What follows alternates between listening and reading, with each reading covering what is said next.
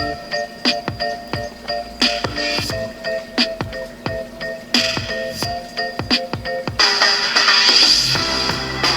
right, good morning, good afternoon, good evening, wherever you are in the world, Mongolia, Europe, the continent of Africa, North America, South America, Australia. It's nice to have all you guys here with us. And today is Thursday, is what we're going to do, which is part of our Passion Week. This is Thursday. Thursday is a very busy day. There's lots of events that take place. We're not going to do all the events. Period. We're not going to do all the events, and we're not going to do all the videos for all the events. We're going to do maybe 2 or 3 videos for Thursday. We're going to hit some of the highlights, talk about it for a little bit. But the most thing about it is we want you guys in your Bibles on your own reading through this, and this is just to get you warmed up, to get you thinking about what Jesus Christ, our God, did for us. It's one of the most wonderful things ever taking place in this world. And honestly, folks, if you do the research, you will find that Jesus Christ coming into this world, dying on the cross, resurrected on the 3rd day, has changed this world completely. It's amazing when you study world history to see how much of an important and impactful event the crucifixion of Jesus Christ was and is today. All right, let's jump right in here. So we're doing the Jesus washes the disciples' feet, and we find this story in John 13, 1 through 20. I'm not going to read all the verses, just going to discuss what this is about, and then we're going to move on to the Lord's Supper, okay? All right, so we enter here in John 13, 1 through 20, Jesus washing the disciples' feet. Now, it's our common practice in these days that when you walk into a person's house, you're wearing sandals, you walk into a person's house, your feet are all nasty and dusty, right? And so the lowest slave will come and wash your feet for you so you can walk into the house and be comfortable, feel clean, right? If you did not have any slaves, servants, indentured servants, anything like that, then the kids will come and wash your feet, or the wife will come and wash your feet. And basically, I mean, obviously you don't want to attract the filth from outside into the home. And number 2, you also want to have your guests feel comfortable. And the third part is, it is the nastiest job on the face of the planet. Because remember where you're living at, okay? And remember what you're walking through. The filth, the mud, just the animal filth, the people filth is just not a pleasant thing, right? And so to be washing somebody's feet or lacing up somebody's shoes is what they call the lowest of the low jobs. And so Jesus is doing this. As they all get to the room, they're relaxing and getting ready for the supper. They're having conversations and they're talking. Jesus takes off his outer garment and he gets down and he starts washing the disciples' feet.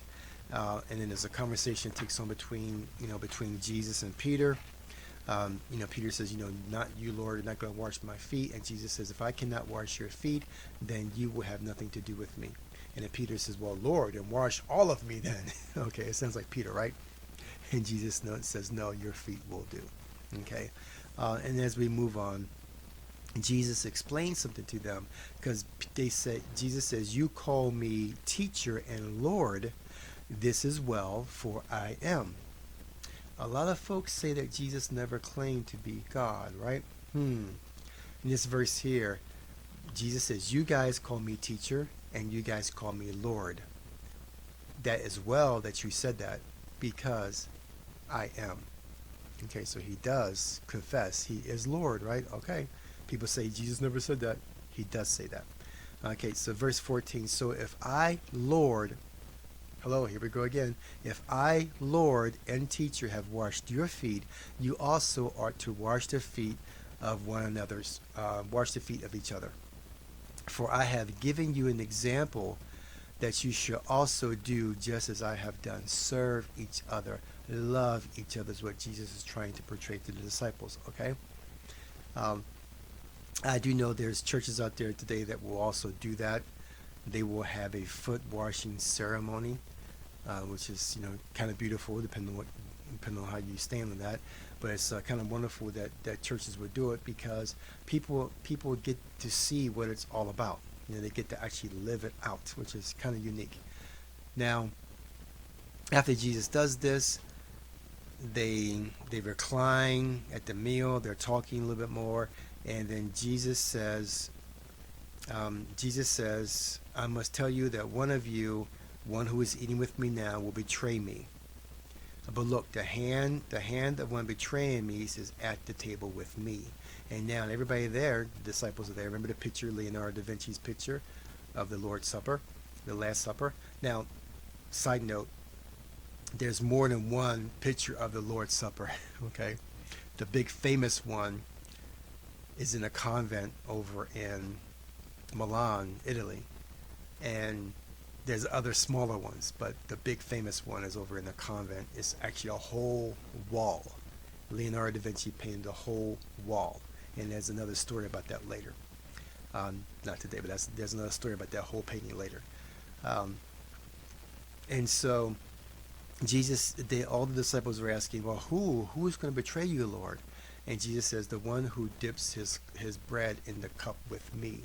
Now other versions, other disciples say that Jesus says, well, the one who dips his bread in the cup after me. Okay, slight difference there between the three different views, the four different views of what's taking place, okay? So we see that Jesus dips his bread into the bowl, and then he handed it to Judas, and then after Judas ate the piece of bread, Satan entered him. Therefore Jesus told him, what you're doing, do quickly. None of those reclining at the table knew why he told him this, since Judas kept the money bag. Some thought that Jesus was telling him, buy what you need for the festival, or that he should give something to the poor because it is a festival. Then Judas, the betrayer, replied, surely not I, Rabbi. Because, Judas has heard everybody else saying, not I, not I, not I. And so Judas chimes in, not I, Rabbi, surely not I. Very hypocritical, right? And then Jesus goes, you have said it yourself. After receiving the piece of bread, he went out immediately, and it was night. All right. The next couple of verses we get into where Jesus actually predicts his death. Okay. And this is, again, Matthew, Mark, Luke, and John. Then Jesus told them, tonight all of you will fall because of me, for it is written, I will strike the shepherd, and the sheep of the flock will be scattered. But after I have resurrected, I will go ahead of you to Galilee. Then Jesus says, Simon, Simon, look out. Satan has asked to sift you like wheat. But I have prayed for you, Simon, that your faith may not fail. And you, when you have turned back, strengthen your brothers. So Jesus is warning Simon Peter that Satan is coming after him. And then we see later where Simon says, no, Lord, I will never deny you. I will die for you, Lord.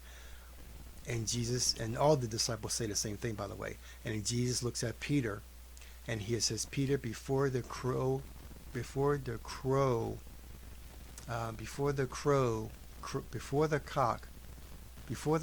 crows twice, you will deny me 3 times.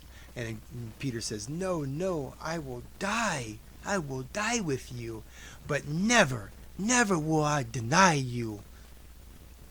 And Jesus reminds him that when they went out, so the conversation moves on, Jesus reminds him that when they went out, the 70 went out and they preached, Jesus says, did they lack anything? So the conversation has moved on, right? And they say, no, Lord, we had everything we needed when we were out preaching. And he goes, that is true, but now I am telling you, if you have money, go out and buy yourself a bag. If you have a sword, get your sword. Jesus' pro-gun. If you have a sword, get your son. If you have a sword, get your sword.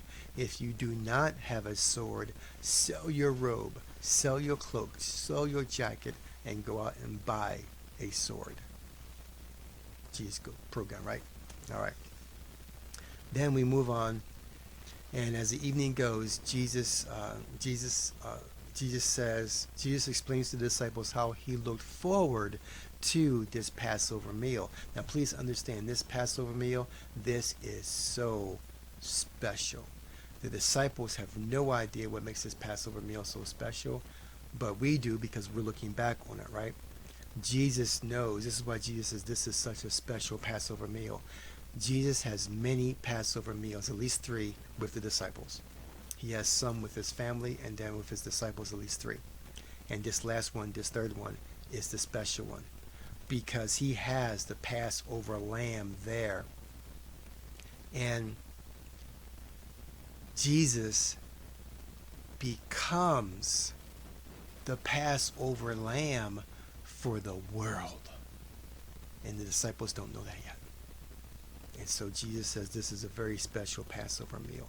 And so we go, Jesus takes the bread, he breaks it, and he says, take it, this is my body which is given for you. Do this in remembrance of me. This is the only thing Jesus ever says that we're supposed to do. And this is the only thing we're ever supposed to do where we're remembering him. Not celebrate his birthday, not anything else that we do as far as the church body does. But we do this, the Lord's Supper. Some do it every Sunday, some do it every month, some do it once a year. But we do this. We break this bread, we drink this wine to remember what our God did for us.